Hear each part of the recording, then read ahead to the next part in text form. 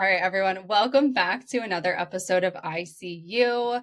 I'm really excited today. We brought some of our guests back for a second episode as promised. So we have Vanessa Blackstone and Olivia Sineko, the authors of the Pain Reprocessing Therapy Workbook, back. So welcome, ladies.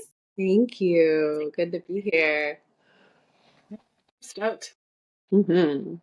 We're stoked. Also, for the listeners, we all had, I had some technical difficulties, and so the group decided that none of us are using microphones today, so we may sound a little off, but I kind of like the casual vibe. So as long as we're all sounding kind of the same poor quality, I think it's going to be great. Yes, we just have to match. That's all. I did put in my headphones because my husband has this annoying bird and it drives me nuts. And I was like, I can't. I need to block out the noise somehow. This is a whole other podcast episode. I have a lot of feelings about this bird. I will just say I love being able to hear that bird on our calls. And I'm always like, wow, it's like the soundtrack to a gardening show is happening all the time in your apartment, in your house. That's nice. That's real nice. Anywho, if you missed our first episode together, go back and listen to episode 80. We talked about a whole lot of things like the connection between pain and fear and why it keeps our symptoms stuck, the role of certain characteristics like people pleasing and perfectionism in chronic symptoms, and how self compassion and nervous system regulation can support your healing. So, today I think we're going to talk about the topic of we know that fear is at the root of a lot of these issues. And in your book, the one line that stuck out to me that I wrote like over and over again was like, the remedy lies in safety. And I feel like I need to get that tattooed on my body somewhere because that is a very powerful line. Mhm. Yeah. Yeah. So glad Yeah, that it absolutely. Yeah. it I stuck mean, with you. it's it's such a big part of why this work works. It's at the core of like what we're trying to seek through any different angle that we take with pain reprocessing therapy. That is our core goal. Yeah. And in chapter 4 of the book, I remember I was just reviewing it and you guys had this exercise. I think it was the safety network exercise. And you were asking, like, fill in the blank. In my body, safety feels like this. And in my book club, I feel like, at least for me, I had a tough time answering that question because I don't know that I've ever really felt safe. And I know a lot of people in the book club were like, yeah, I felt the exact same way. It took me some time to really think about that. And you also asked about like behaviors and activities that help you feel safe or memories of feeling safe. So I think that activity was really helpful to understand like who knows what safety feels like and who like really needs to work on that. Mm-hmm. Yeah, that activity is really, I think of all the activities in the book, that's probably the one I think can be the most challenging for folks, because it is a practice of bringing awareness to, for some systems, to how unfamiliar safety is and the reasons that safety feels, which like naturally leads into the reasons that safety feels so unfamiliar. And it can be a really hard one. So there's a lot that we build in. There's a lot of text around that exercise about being gentle with yourself and understanding that, for some folks, this is not going to feel very accessible. And that's sort of the point of this exercise, is to see how unfamiliar safety is and to identify where some spaces are in your own experience that need some more nourishment. But also to be so gentle and compassionate towards your own system and why safety was missing. Why are you unfamiliar with how safety feels in your body? Why are you unfamiliar with things you can do that bring about feelings of safety? Why are you not, why don't safe thoughts feel familiar to you? So even though it's just a page, in some ways I feel like that exercise alone could be like a month or 6 months of work if you want it to be. Mm-hmm. Mm-hmm. Absolutely. In kind of addressing that, I'm also curious to hear from you, Callie. Like, what do you see in your work that makes achieving safety so hard? What do I see in my work that, oh my God, I'm like trying to comprehend that question. Mm-hmm.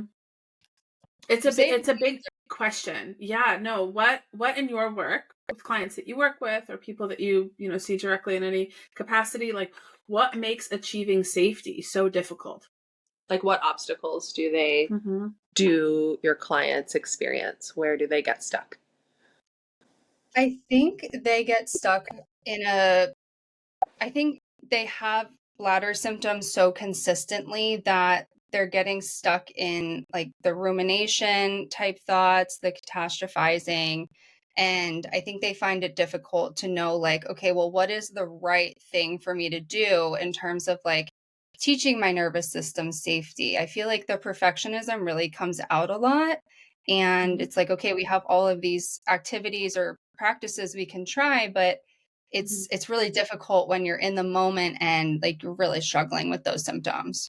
Mm-hmm. Mm-hmm. Totally. I mean, that's an amazing answer because what you just highlighted is that when we lack safety in our lives, the people around us, our early childhood experiences, relationships that we have or lack thereof, our job, our home environment, many different obstacles towards achieving safety, like your protective parts are going to come online, right? What we talk about in the book is like the perfectionism, the part of us that like really wants to naturally like brace for impact because we're just like wired to do so because our experiences or the space that we're in taught us that we have to.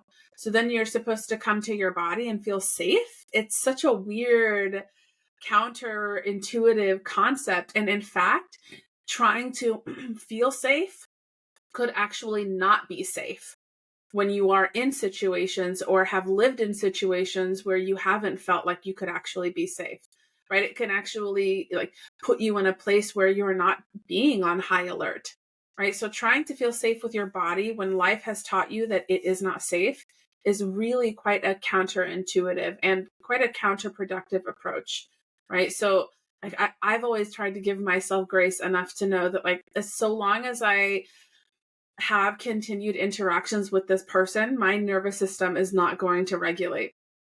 And the more that I try to regulate myself, almost the more that I'm like gaslighting myself into thinking that like I am the reason that I don't feel safe.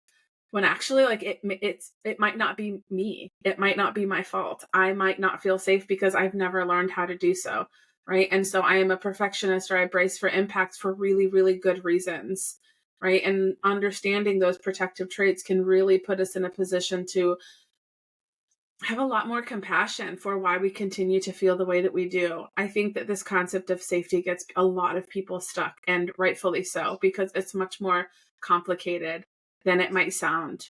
Saying the word safe is easy, but actually feeling it can be really Mm-hmm. complicated. Mm-hmm. Definitely. Another complicating factor is depending on your history, like your body made itself feel like an unsafe place. Mhm. And so for many people, bringing awareness to their body at all is the scariest thing they can do.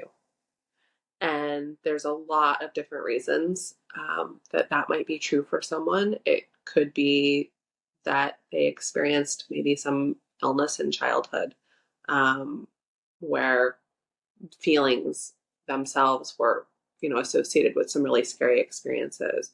It could be a history of abuse, of course, but it doesn't have to be anything that sort of capital T trauma to Mhm. cause the body to be a place that feels unsafe. It could be a history of panic attacks. It can be sort of any history associated with where fear and sensations in the body become associated. And so, that's basically the people we're talking about who come to PRT. People for Mhm. whom Mhm. sensations in the body have become associated with some kind of distress. And depending on how far back in your own history that goes, the body may be a place to avoid altogether. So we expect this to be difficult. Like if someone is coming to PRT and like, oh yeah, sure, just feel safe, then that would be a real surprise, because the point is that these cycles are perpetuated by a pervasive sense of danger and threat. Mm-hmm. Yeah. So safety is, we don't expect safety to feel really accessible. We expect this to be the hard part. And that's why we've developed a lot of tools coming from all sorts of different angles that aim to make safety feel more accessible. Yeah, absolutely. Did I mention the hallway example last time? I can't remember. I don't think so. No.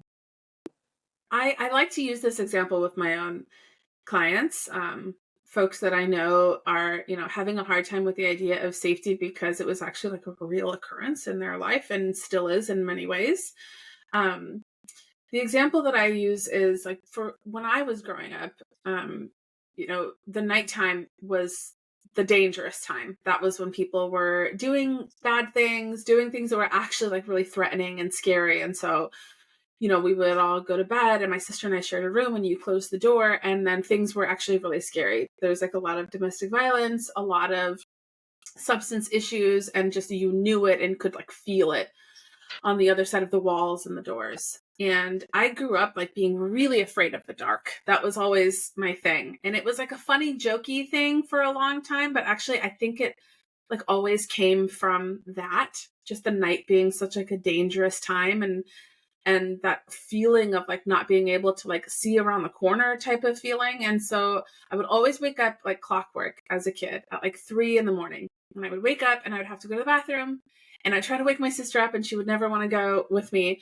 And so I would like get to my bedroom door and like hype myself up on the other side of the bedroom door and run as fast as I could down the hallway to the bathroom. And even though we moved a lot, like I think from what I can remember, the bathroom door was always like a couple doors down, but as a kid, it feels like forever. And the thing is like sometimes there was people out and about and like doing bad things at that time. So there was actual danger to having to go to the bathroom, but then sometimes there wasn't and everything was calm and quiet, but my nervous system didn't feel that. So I would like run to the bathroom and close the door and be on the other side and wait by the door to hear if I heard anyone coming up to the door. And then I would go to the bathroom and go really, really quiet and like hold it in. It's no wonder that I had pelvic floor symptoms. And then would try to like wash my hands and flush the toilet and would do everything like really, really quietly, because if I didn't flush the toilet, then I would get yelled at in the morning. And so it was this whole hypervigilant thing pretty much almost every night growing up. And then I would like hype myself up on the other side of the bathroom door again, run to the room, close the door, go under the covers. And that's how I fell asleep. Like that was my usual routine. And so like as an adult, when I emancipated and was 17 and living by myself, I thought it was so stupid that I was afraid of the dark. Like putting your feet over the edge of the bed kind of thing. Something's going to grab you. Something's on the other side of the wall, around the corner. Like I would judge myself so harshly and be like, ugh, this is so dumb. I would run from my car to my front door type of thing. And I lived alone when I first moved out. And so I just like always had this fear that I thought was so stupid and immature. And then that started translating into my life and the way that I did things. I would always keep myself so busy so that I did not have to be still and be quiet, because I was much more comfortable running, literally or figuratively, in my mind with like a million different tasks, or externally going from like one thing to the next, because slowing down and walking slowly is inherently uncomfortable. And I didn't realize that until I actually like slowed down and stopped everything.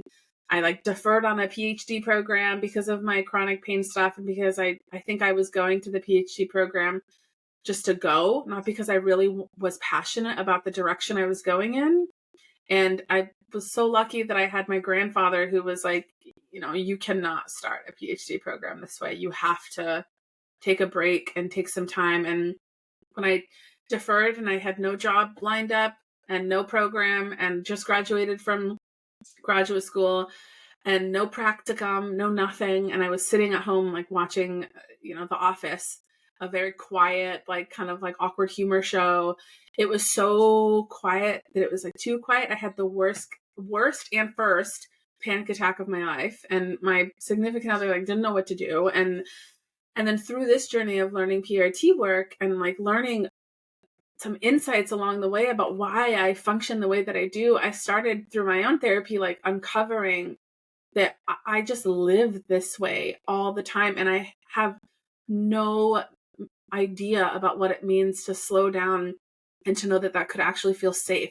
So a lot of my work really had to do was learning for the first time in my life that slowing down could actually be good for me and it could be safe. And it did not mean that there was someone kind of coming up behind my neck trying to grab me. It didn't mean that there was someone lurking around the corner or that there was this inherent danger in the dark. And to this day, sometimes if I am sick, if I've had a really stressful week, I will still wake up in the middle of the night having to go to the bathroom and have this feeling of like paralysis where I want to get up, but I don't know if I can. And I have to go, oh, okay. Like, okay, let's put our feet over the edge of the bed and just hang out here for a second. And I will ground myself. I'll be grounded by a dog and I'll just give it a second before I stand up, as to like force myself to not walk too fast, because that's my habit that says, this is not good. You're not safe. Get back in bed and hide. And it's still prevalent, but I try to approach it with gentleness and compassion and ease, because I know that my brain is just trying to help me. So I have to remind it, like it's this lost kid. I have to remind it that I see you and I'm here for you, and we are not in the same situation that we used to be in before. It doesn't mean that it's never going to come back. It's about how I approach it. And that's what we're trying to do, is give you tools so that you feel like you have something to hold on to when that moment comes up again. Because if you've had to survive, it's going to likely come up again, but you have new ways to respond that helps you feel like you are finally like in the driver's seat. Right. And that is the power behind the work that we've, put into this workbook and the tools that exist. I thank you, Vanessa. That's such a beautiful reflection on your own development of safety. And like what stands out to me in when you tell that story is a massive difference between like what's possible now and what was possible then. Like when you were in the hallway, you were a kid. Yeah. And for so many people with these symptoms, their initial experiences of fear, where those neural pathways of danger, threat, and fear got really established was in childhood. And the massive difference is like you're an adult now and you're capable of channeling that, like the adult in the mall, like in your example of, talking to a lost kid in the mall. Mm-hmm. You're capable of channeling that really grounded, knowing adult presence and being present with the fear simultaneously. And that presence is really what so many different things that PRT teaches is about. It's about cultivating this presence, which we all have as our birthright as human beings, that sense of grounded presence that can be there at the same time as fear. So it's not about banishing the fear. It's not about banishing urgency. It's not about banishing those protective traits that grew up and developed for really important reasons and have jobs that they, for good reasons, feel are absolutely critical. It's about developing the capacity to be present with those parts and to take the lead so that they don't need to anymore. And I think that does, as I hear myself say it, for those of us who know what that feels like, it makes total sense. And for folks who haven't yet tapped into that inborn capacity to be present with flavors of fear, that description might be so unhelpful and so vague. And that's why we kind of try to develop a step-by-step. Here are some things you can do to tap into that feeling. So chapter 4 has a lot of different sort of offerings around tapping into safety. We split it up into very like sort of old school cognitive behavioral therapy style. We split it up into ways that you can think safe, feel safe, and act or behave safe. And those are sort of false distinctions, but they're helpful for the sake of sort of seeing that you can come at it from different places. And one of the feel safe activities that we talk about is the ice pack. So taking an ice pack and putting it on your chest and letting the ice pack do the work of stimulating your vagus nerve. We don't want you to feel like you need to live with an ice pack at the ready for your entire life. But what this is about is acquainting oneself, acquainting one's nervous system with what it feels like to not be at a 10 out of 10 distress. What does it feel like for that to come down a few notches? And to start to become acquainted with those feelings of groundedness, not to make the feelings of fear go away. That's not what this is about. It's to become more familiar. Oh, maybe this is a little bit. I'm getting a whiff of what safety feels like. And I want to be clear that cold pack grounding is not something that does that for everybody. It's something that does that for many people. But it's there. That's why we have a few different offerings in the book, and there's many more available in the world. Grounding techniques that can acquaint you with this feeling of safety. It's like a little peek in, like, oh, that's where I'm headed. Because once you get that acquaintance, everything can start to feel more possible. Yeah, I know a lot of my clients who participated in book club, they tried the cold pack grounding exercise and they felt like it was really helpful. So I'm glad that you guys included that in the book. For someone who didn't read it, like, can you give them just like a quick explanation of like what it is and why you're doing it? Absolutely. Yeah. So to be sort of like oversimplistic, our nervous system has like a fight or flight mode and it has a rest and digest mode. Fight or flight mode, you can also think of that as like our danger or threat mode. And rest and digest, we can also think of that as safety mode. And one way of shifting from danger mode to safety mode is by stimulating what's called the vagus nerve, which is also known as the communication superhighway. It runs from our brains all the way down to our vital organs, and it does a lot of work in terms of telling our system and regulating our system depending on what the needs of what the conditions are. Do the conditions call for running away from a lion, or do the conditions call for yawning and stretching, lying out, and just sort of relaxing? And we can kind of reverse engineer this a little bit by telling our vagus nerve in certain ways to relax, and by stimulating the vagus nerve with a cold pack, putting a cold pack on your chest. It's a way of flipping your nervous system into safety mode. And it can feel like deep breathing is another one, humming, gargling, singing, various kinds of massage. There's a lot of ways of stimulating your vagus nerve. And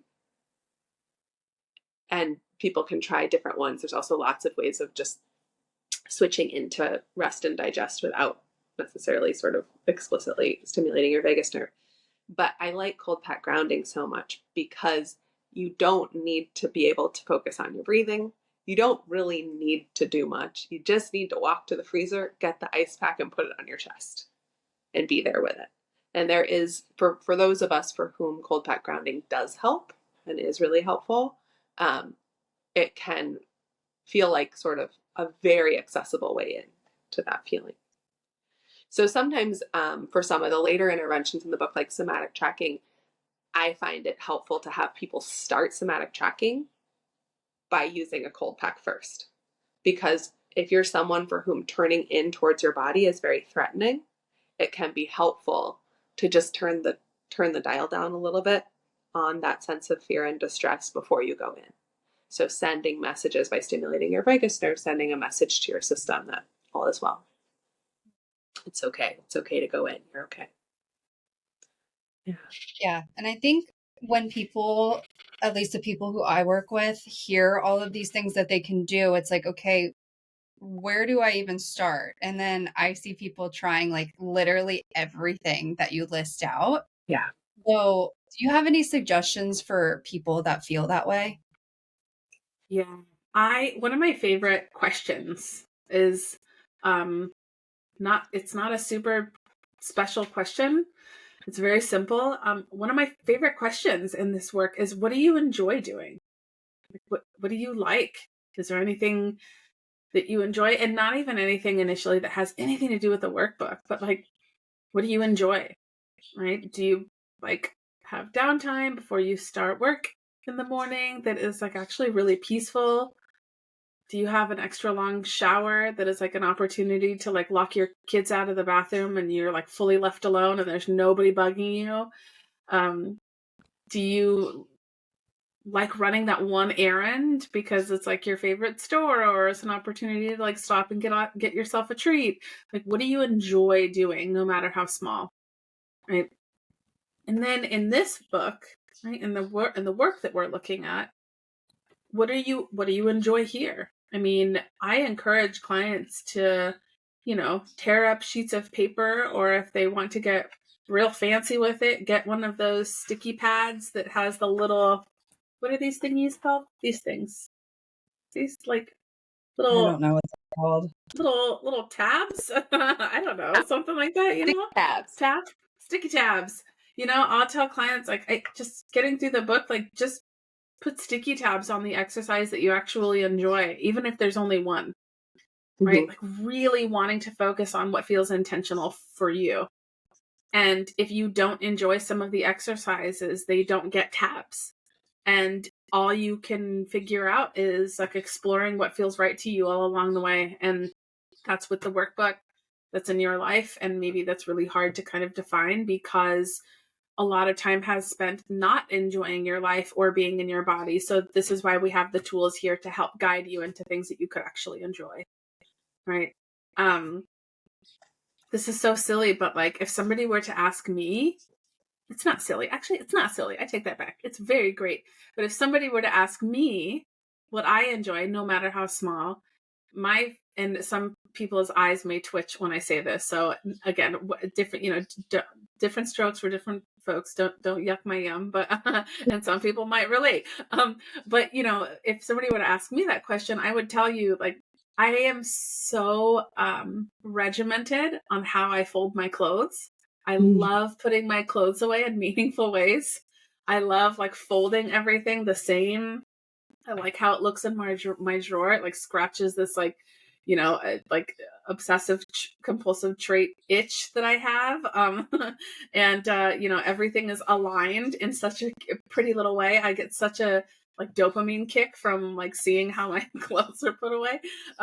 I love that feeling. I love the smell of the the dryer sheet. I love the feeling of warm clothes. I like putting things away thoughtfully. That's kind of my thing. It's small, but it's enough sometimes for me to just take a moment and go, no, for the next half hour, I don't have any work to attend to. I don't have anything that I should or shouldn't be doing other than just like putting these clothes away because they have to be put away and they're warm. And I like putting them away right when they're done in the dryer. And it takes a little bit of time for me to just slow down and be thoughtful about how I'm folding it and how I put it away. That's my thing. And that's my meditation. That's my time that I take for myself to feel really good in my body. Looking at things that I'm excited to wear again. I don't know, no matter how small. Right. And then if I were to go into the workbook and look at something that I actually really enjoy, one of my favorite exercises is the observer in the aquarium. I just like it because it's light and playful and accessible. And not to say that I don't enjoy the other things that we wrote, but that one just always catches my attention the most. And it's the one that I actually enjoy doing most with clients. And so those are my preferences. And you can have just one thing that you like out of this whole body of work, and that's enough. Yeah, I love that. I'll also add that we organize the book in a very intentional way. And so there's a reason that chapter 3 comes before chapter 4. And chapter 3 is all about understanding how fear and protection and a lack of safety operates in your system. And then chapter 4 is about sort of becoming acquainted with those feelings of safety. And if you're finding yourself really stuck on chapter 4 and none of those things feel accessible, that could be your nervous system inviting you back to chapter 3. So inviting you back to that place of understanding. If your protective parts don't feel adequately understood by you, they're not going to be eager to relax. And so returning to some of those exercises in chapter 3 that are really around understanding your protective traits, getting where they come from, getting what they're trying to do. I can think of a bazillion exercises that unfortunately darn word count every time we talk about the book this comes up. Other exercises I would have loved to include some journaling exercises where you really let the parts speak. So if you have an urgent part, very familiar, right? Just passing the pen to the urgent part and letting it just free write why it feels like it needs to be. Why does it feel like it needs to be in this state of urgency at all times? If you have a part that braces for impact, letting that part, maybe giving it a different color and free writing. What does that part, where did it get its job? Why is it doing this? Why can't it let go? Because these parts come about for really good reasons and they need to feel really understood before they're going to step back. So that's another place that I think is important. And that is somewhere, we want to make this feel as accessible as possible to people who are doing this work on their own. But this is where having a coach or a therapist can be very helpful, because what you're doing, and we talk about co-regulation, not very much in the book, but in the world, we talk about co-regulation a lot. If you are having a hard time being present with your protective traits, that's where a therapist or coach can come in, because they can offer that energy of being present with those traits when you can't. And so, or, you can do this with a dear friend or someone who's trusted. It doesn't need to always be someone that you're paying, because I know that financials are challenging for a lot of people. But that is another way to access safety, is through another person's nervous system, allowing another. And for folks who really have never felt safe, a lot of those people, not everybody, but many of them, the reason that they're not acquainted with safety is that they didn't get the co-regulation that they needed when they were kids. So allowing someone else, enabling someone else to offer that to you as an adult can be a very healing experience and a gateway to feelings of safety that have felt really inaccessible to you until now. Yeah, that urgency trait really, I think, affects a lot of the people that I work with. And again, I want to be clear, we're not talking about urinary urgency. We're talking about Emotion. yes. Yeah. And like when you're when you're having symptoms, immediately thinking like, oh my gosh, what did I do to cause this? Or what was it that triggered this? Or immediately like going on Google or Reddit or Chat GPT and like trying to figure out, okay, what should I try next? I feel like a lot of people with IC or OAB, like this is where they turn to. And I think it's natural, it's normal, but I mean, it's probably not the healthiest thing. So, Olivia, I love the idea of like journaling some of those thoughts and feelings down. It can be a way of helping those parts feel seen and understood, so that they don't need to take the wheel so much. And then you let them free write, and then you ask yourself, like, does that make sense? Of course it's going to make sense. I promise you it's going to make sense. Protective traits always make sense. They always are around for a good reason. And if it doesn't make sense to you, then let that part tell you some more about where it came from, because there is sense to be made. And then you let that part of you know, yeah, that makes sense. Of course. I understand. Yeah. And you guys talk about like looking back to your childhood and not feeling like co-regulated. I feel like a lot of people I talk to, they're like, well, I had a normal childhood, nothing happened and I don't understand, the connection between my nervous system and my symptoms. But I mean, I'd love to hear you guys talk a little bit more about like what kinds of things, if people are reflecting on their childhood, like what kind of things should they be looking for when they're doing that reflection? Yeah. This is why we go into a little bit of describing the big T and little t of trauma, right? Understanding that, like, yes, there are absolutely aspects of big T trauma that contribute to why we feel what we feel, of course. That big T trauma is like life-altering events that overwhelmed your nervous system's ability to cope. Right? A significant loss, a significant tragedy, a history of abuse, right? It sends a red flag, and that red flag says, I am not safe. I'm in danger. This is dangerous, right? This is threatening, right? Super clear. We know that. But there's also that little t, right? And the little t involves like events that send a yellow flag. And the yellow flag says, I don't know if I'm okay or not. It's a level of uncertainty. And that yellow flag comes from experiences that involve maybe like overly critical caregivers, maybe an overly critical learning environment, maybe a stressful job later on in life, right? That we'd never experienced that kind of criticism before because we did grow up with parents that continued to see us and validate us. And then all of a sudden now we're in this space where we're just being told that we're like awful all the time. We're never doing enough, right? The little t can come from what's called CUTS, C-U-T-S, chronic unpredictable toxic stress, right? Spaces, they either have to do spaces and environments that have to do from childhood experiences or from later on in life. I gotta tell you, like, as a therapist, like, I'm very, very comfortable and confident with like really, really big T trauma stories. That stuff doesn't scare me at all.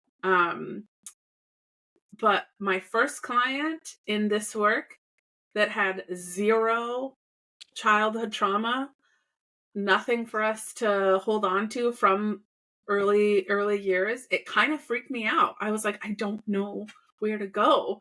And what we realized is there was so much validation and healthy experiences in their life that when they did enter into a pretty high stress work environment, they did not know what to do.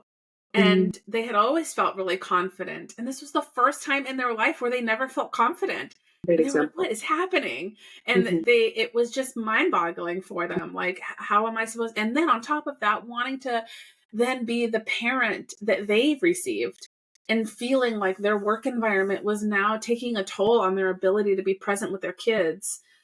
And now they feared that they weren't being the parent that they received. And then that started to spiral and that showed up in their body. Right? So these experiences can come through many different areas of our life. And just because we are no longer in our childhood and we're a full-fledged adults in our career or figuring out what we want or who we are, it does not mean that we still can't be impacted by small t traumas, right? We absolutely are. And it's a big part of what makes it really hard for us to understand this concept of safety as an adult sometimes, because we know I'm an adult. It feels logical, but sometimes we're not able to connect around what's happening. And that is where the insight that we provide in the tools, but also one-on-one support can be really helpful to connect the dots for you, because it's hard to figure it out all by yourself, right? So I think oftentimes I work with, actually nowadays, in work environments, maybe I worked with more of the big T trauma realm, but nowadays working with people out of state and out of country, working in coaching capacity, I actually work with a lot of people who don't really have any early significant like childhood traumatic experiences. It just started happening in a life that started feeling like it was unraveling and they didn't know what to do. Right. And then when it started showing up in their body, and they have an adult with adult financial means to be able to try to figure out what the heck is going on with no reassuring answer along the way. I mean, that was the thing that continued the cycle of pain and fear. That's so important to say that, we do often focus in this work on what happened in people's childhoods, but that doesn't need to be part of the recipe. And it can be really, really little things in childhood. Like it can be sometimes working with folks, there might be really big T traumas, but the thing that actually, when you really are in the system and you're really exploring, the thing that caused the greatest lack of safety was like a look that they got from a caregiver, or, you know, their caregiver feeling so incredibly stressed out by their jobs and being just out, even though they were very loving and present with the child got the message that the parent needed to be elsewhere. Simple things like that. Kids are really sensitive, and we're evolved as a species to really pick up on things in our environment and to be responsive. And it doesn't need to be big flashing lights, and it also doesn't need to even be in childhood, as Vanessa said, to get the nervous system into that place where safety no longer feels accessible. The difference for people, I think you often, you know, the person who never experienced safety and is completely unacquainted with that feeling versus the person who did kind of feel safe and took it for granted for a long time and then can't access it now. There is, I think, a qualitative difference in how those two categories of people tend to access the work, but the work is accessible to everybody. It's just a little bit more about like where your entry point is. Yeah. So for some people it's an acquainting for the first time, and for other people it's a reacquainting. But for everybody, that acquaintance with safety is possible. That makes sense. I was a nanny for a long time. Olivia got to meet his parents at my wedding, which was so fun. It was so fun. I started with him when he was 6 months old, and he's about to be 10 years old, which is crazy. And I'll watch him on occasion every now and then, but my full nanny duties ended a while ago. But he's quite literally my best friend. Like he's before my husband. Like if my husband and I have plans and I need to go see him, I will cancel our plans. You know, I something that I realized like he, you know, has a wonderful life, which is such a gift and so even healing for me to be a part of that. Something that I noticed with him is that like he's around adults all the time that like really work hard to consistently validate his emotions. So sometimes other spaces like school and like navigating friendships is really challenging because we don't understand sometimes why we don't feel good in this dynamic, and it's hard to understand and interpret like as a kid why this hurt our feelings and why this came up, and we internalize that, you know, and then we take that into our life. And I'm so grateful that he's in a space where he feels like he can talk to people and point these things out so that we can guide him and say, this is sometimes what it's like with friends, and you're not always going to have things go the way that you wanted, and like we have to navigate that and know that it's not about you, you know. Like I'm so grateful that he's in a space where he can process that. But when he was little, we had like a nanny's worst nightmare, big injury. I was by myself, like hospital, surgery, the whole nine. And I will never forget like how helicoptery I felt. I just felt so guilty and so bad, even though his parents like over and over again were like, it's not, you didn't do anything. It's not your fault. It was bound to happen. And I was just like, oh, and you know, his mom was like, you need to like chill out and like go take him to the park, even with the cast on, and just let him play and he's going to be okay. And I was like hovering over him and just following him on the playground. And at one point he turned to me with his little cast on and he was like, go sit down, stop it. And I was like, okay. And I like texted mom, and mom was like, it's good. He can feel you, and it's not good for him. You have to let him be. And I use that as such an interpretation sometimes. So it's like what my nervous system is doing for my body. I feel like I tell my nervous system, I'm like, go sit down, chill out. Like, we're okay. It's going to be fine. And I'm not saying it with anger. I'm not saying it with anything other than like, I need you to give me some space, because all I'm trying to do is just sit here and have this podcast interview. Just kidding. I don't feel dysregulated, but you know, like, that's all I'm trying to do. Stop. I'm just trying to sit with this person who is going through their own stuff, and you don't have to have all the answers. Chill out. And again, I say it with like a lot of compassion and love, and just coming from a place of like just being honest and going, I know you're coming online to try to help me, but I don't need you right now.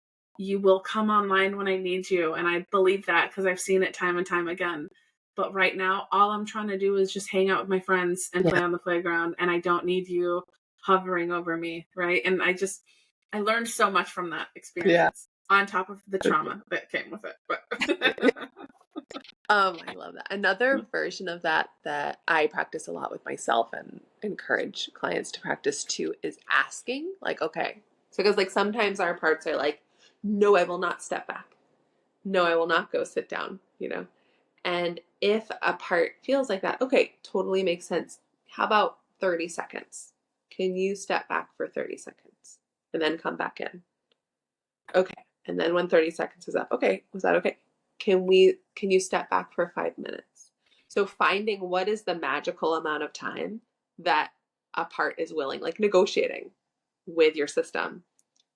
Finding, is there a place where they can, okay, yeah, I can step back for 5 minutes, but I'm watching you, you know, and then you need to make good on that in 5 minutes.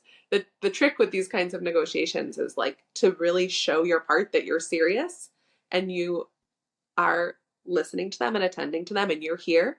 So when that 5 minutes is up, you check in with the part again. Okay, 5 minutes is up.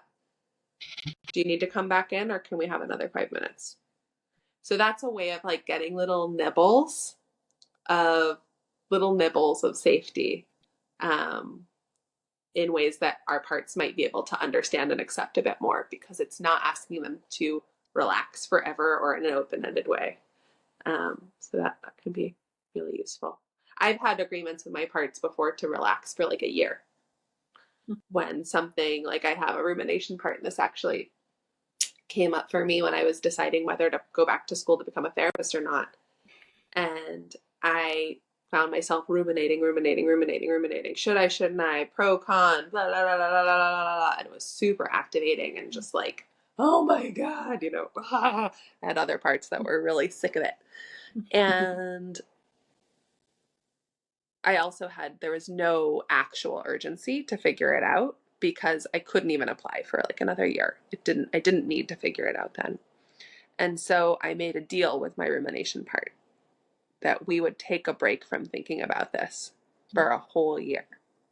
And in a year, it could come back like as full on as it wanted because that was going to be when it was time to actually apply for school. And a year later, no rumination necessary. It was like just totally clear. Like I made good on my promise. In a year, I was like, what are we doing? Obviously going back to grad school, done. And so it can be for a long time. I would say don't start with a year. For those of you that want to try this at home, start with 30 seconds or something. But the more that your parts get to know you and understand that you're going to make good on these things and you can take the lead and they're going to be okay. Everyone's going to be okay. Mm-hmm. Yeah. I think my listeners can probably use that when they're finding themselves ruminating about their symptoms or catastrophizing and going down that rabbit hole. I feel like that's a really good tool to use. Yes, totally. Can we take a 5-minute break from thinking? Yeah.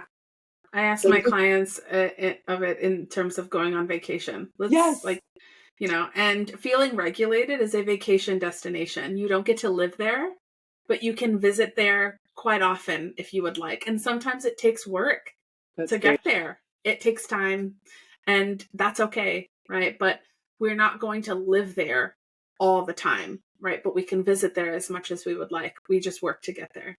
That's so nice. I love that. Mm-hmm. What a great destination too. What a great vacation destination. Nice island. Yeah. Totally. I like that one. Mm-hmm. Is there other islands? The weather's lovely. No, this is such a great conversation. I'm really glad that we're having it. I did want to talk about avoidance behaviors before we wrap this up, if that's cool with you guys, because I see a lot of people with bladder issues um, feeling fearful about certain things, whether that be eating trigger foods or exercising or having sex or traveling, doing things that they perceive as being like threatening or Mm-hmm. triggering. And so they avoid it. And can you guys talk about like why we do this, what's happening, and then like how to work through that? For sure. Mm-hmm. Yeah. Yeah. Well, it goes back to the conversation of those protective parts. And, I always, the first stop when we're noticing that we're having these hurdles, the first stop is always trying to get to know it before we make it go away. And so, I say this time and time again. How is it understandable that this is a thing for you? Why? Let's understand it a little bit and unpack the messaging behind it. And it's those protective traits that come online and say, if I have pain during this thing, I'm either going to brace for it, avoid it entirely, tell myself that it's unsafe, worry about it and fear it only because my nervous system is trying to help me. Mm-hmm. Right. So when you're having that experience, your nervous system is working. It's doing its job. It's just working like too hard. Right. It's online too much. Right. It's dialed up way too much and we're trying to dial it back. Right. So first and foremost, how is it understandable? And let's get to know it before we make it go away. Yeah. And conditioned responses are real. I mean, conditioned responses are a real thing. Like So if, real. if I said the magic words to my dog who's sitting over right there, she would sit and look up to me like, treat, right? Am I going to get the yummy? And that is real. And our nervous systems, in our nervous systems, those associations that have been built between certain, like, quote unquote, triggers and symptoms are real. What's missing is what happens in between. So in our book, we have like an exercise, and I can't remember exactly where it is in the book, but pain maps is what we called it. And so, historically, you may think of, oh, I every time that I eat this food or I do this activity or I do this thing, I have a symptom. And so you think A causes B. But what you're missing is all of the flavors of fear that are coming up in between A and B. And so, in regards to the understandable piece, yes, like really getting clarity in your own system about what's happening when I eat gluten. What kind of thoughts and feelings and behaviors am I engaging with around that? Is there a lot of checking to see what I'm feeling? Is there a lot of regret or rumination, like I shouldn't have done that? I know I shouldn't do that. What kind of flavors of fear are filling the gap between those two things? So just getting a lot of awareness and starting to see that those flavors of fear are playing a role in the conditioned response. Doesn't mean you need to eat gluten. Doesn't mean that at all. But just starting to understand that the gluten alone is not the only thing that's happening in your system at that time. So awareness and understanding is huge. And then another piece that I think comes up on the avoidance a lot, and this came up in the book club that we just ran, is people feeling like they can't avoid stuff because if they avoid stuff, they're just fueling the pain fear cycle. And so people kind of they get into PRT and then or any of this sort of mind body stuff, and then they really internalize it and start to become purists about it. I can't avoid anything because if I avoid stuff, then I'm just sending messages to my system that it's bad and then da da da da da. But that kind of purity mentality is also going to get you into trouble because healing is not an extreme sport. We don't need to be purists about this. I'm going to be totally transparent. I still have things that I avoid. I don't drink wine. I don't really have a taste for it. And I have I had a conditioned response to wine when I was very young. That wine gave me headaches, and it's just not something that I've felt motivated to reintroduce. Do I think I probably could drink wine and not get migraines? Yeah. Is it something I want to take on? Like, no, I've got enough stuff in my life. I don't need to retrain that neural pathway. And it's not important to me to do so. So part of the question is like, what are you avoiding? And are you avoiding things that really matter to you? Or are you avoiding things that like, no biggie? And being really, making those decisions. We don't need to avoid avoidance, in other words. we can make really thoughtful and intentional choices that are consistent with our values and what we care about when we think about what to reintroduce and how to reintroduce it. But certainly going slow, going gently, really understanding. And of course, we have to say this is like always with the consultation of your medical providers. We don't want, if you have a peanut allergy, we're not telling you to eat peanuts for sure, right?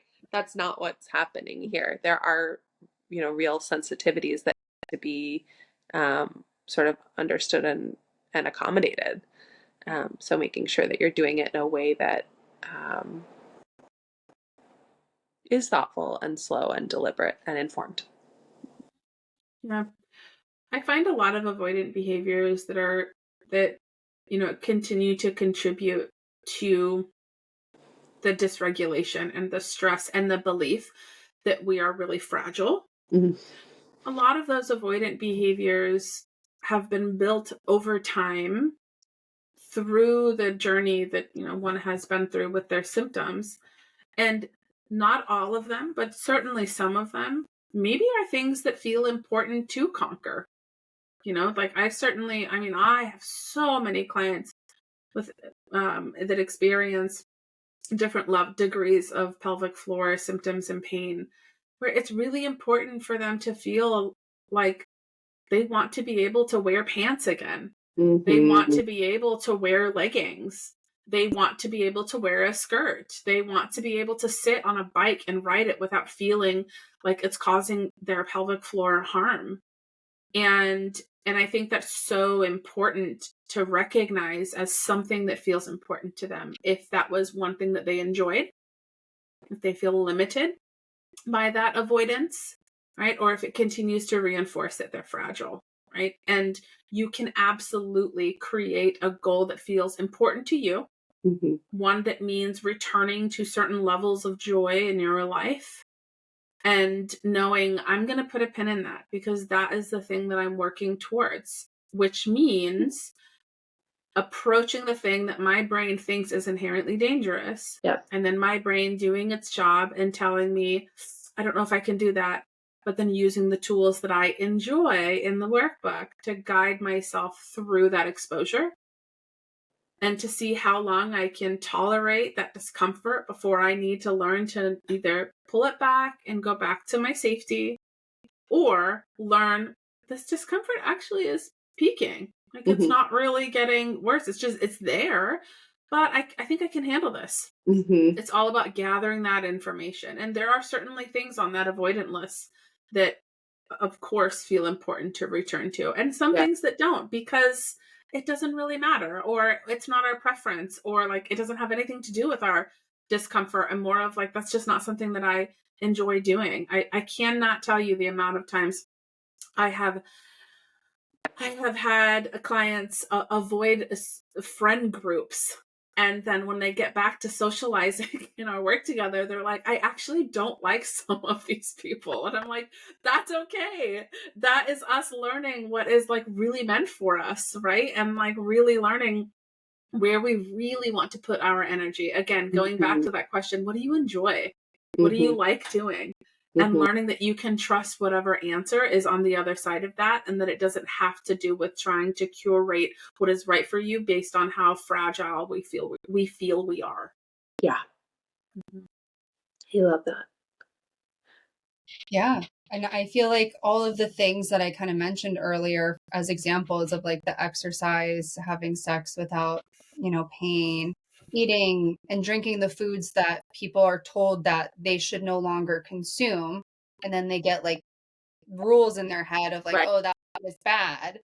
And I feel like most people do want to be able to do those things in life again. Yeah. So if that's the case for people, like definitely read the workbook, do the things we're talking about. Is there anything else that you feel like can help someone work through the fear of any or the avoidance or the wanting to avoid certain things? Like, do you know what I'm asking? Yeah. Yes. Yeah. I'll be really quick. I've likely said this before to you, or I've said this in a million different places and posted about it, but it's my phrase that I use for myself. It's a phrase that I use for every single client. I may or may not have said it in the book. I can't remember. It's just this practice of you're not as fragile as you fear you are. I know that information has been built up over time that says that you are. You've probably been told that you are. It's hard to not believe that you are. It feels physically like you are, and you really feel that way. It's real. But we're trying to utilize tools and an approach to unlearn that inherent belief that is your nervous system trying to protect you, but it doesn't actually keep you safe. It just keeps it in terms of what we're talking about here with the symptoms that we're trying to navigate through. It's something that we've built over time out of necessity that we might be able to navigate through with the compassion, the validation, and the reassurance that we can, right? You are not as fragile as you fear you are is a big one. Mm-hmm. On the avoidance piece, I have a funny little anecdote, which is that my dad is an allergist and immunologist. And his specialty in the 80s and 90s was working with people who had chronic fatigue syndrome, multiple chemical sensitivity. And the way that he addressed it was at this sort of symptom level of, let's do elimination diets. Let's really limit what you're being exposed to in the environment. And for those people, it was really helpful to take those things out of their environment. And my dad and I joke that actually we have the same patients. It's just that we're working at different levels in the system. So he was focused on, because he didn't have access to this sort of understanding of the nervous system at the time, and that wasn't his area of intervention. He was operating somewhere else in the system. But yeah, he was working up here and I'm working down here, but we're working at the same purpose. And it's okay. I think this message of giving yourself permission to go slow and to take steps that feel workable to you at the pace that feels doable is so important. I see so many people, especially in the online DIY space of PRT, just running headfirst into things and being okay, now I just need to do all the things so fast, and I'm going to eat all the foods, and I'm going to, try all the things. And no, go slow, go at a pace that feels accessible. If there's things that you really matter to you to reincorporate, then yes. And if there's things that don't matter to you so much, don't worry about them. This is not about purity. It's not about getting an A+. It's about sort of trying things and exploring and being curious. And when it comes to reintroducing behaviors or activities or anything that that your system has come to fear, it's especially important to keep that in mind. Mm-hmm. Yeah. Awesome. Well, I feel like that's a really good place for us to wrap this up. I know you guys said you have something fun that you want to mention. Oh, yeah. Dang, I forgot about that. Me too. Thank you. You held us accountable. Yeah. We do have an exciting thing. Yeah. So we, Vanessa and I, we did a fun sort of book club for folks who wanted to participate in an online book club earlier this year. And we love doing it so much that we are sort of turning it into a sort of more formal workshop. And so basically keep an eye, I think, on Vanessa's socials, because she's going to be announcing it there. But we're going to have a couple of different recovery workshops that we're running this summer. And for people who want to join, please get in touch, because we'd love to see you there. Awesome. I will link all of that in the show notes.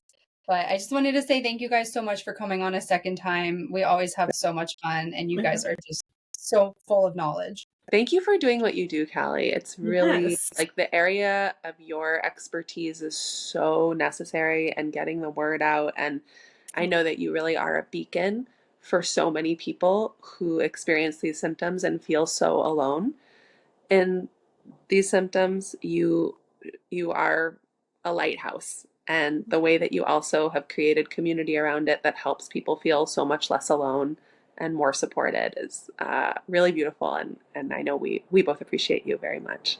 Yes, you work so hard to create the space for people, and I see it and we feel it, and it's such a gift to be a part of it.